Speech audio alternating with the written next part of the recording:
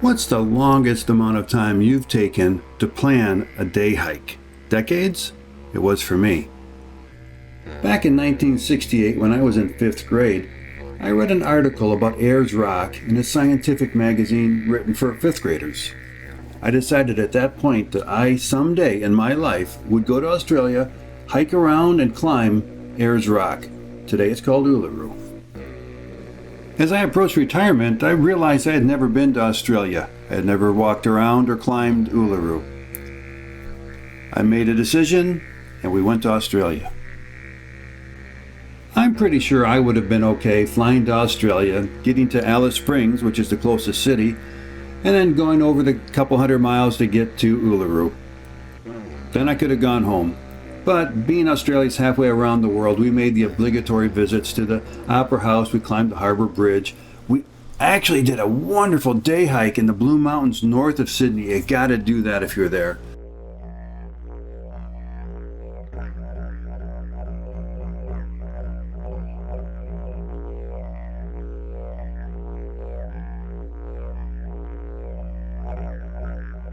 And of course, it would not be an Australian video if you didn't get to see a koala and a kangaroo.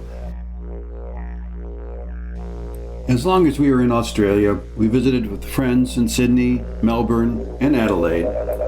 We took the GAN train from Adelaide up to Alice Springs, and that's an experience too. 24 hours, we saw kangaroos everywhere, it was beautiful. On the train we met this couple, and he changed my life. As you meet people you're traveling with, you end up saying, what do you do for a living? And he said, oh, me? I'm retired. And I decided that was going to be my goal. I wanted to be retired with enough money that I could backpack and travel, do whatever I wanted. And I remember that guy every day. I don't know where he's from. He doesn't remember me, I'm sure. The GAN train pulled through a mountain pass and stopped at the train station in Alice Springs. We gathered our bags and met our taxi driver. He took us over to our hotel. I arranged to have the taxi driver come back in an hour after we had unpacked and take me on a tour of Alice Springs, which honestly didn't take very long. He took me to the School on the Air.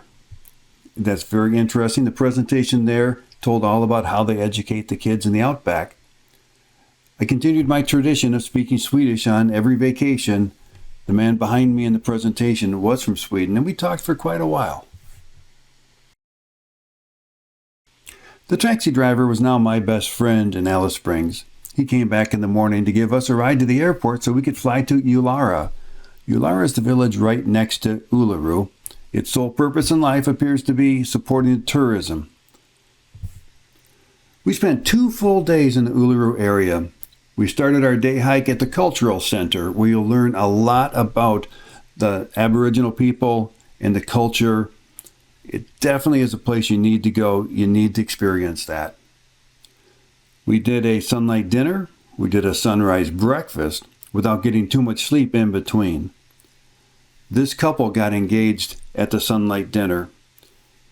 He asked his fiancée, "How do you like that rock?"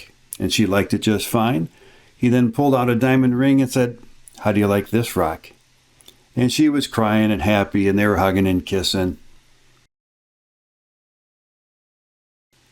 After visiting the Cultural Center and talking with the Aboriginals, we decided to not climb Uluru. We wanted to respect their beliefs.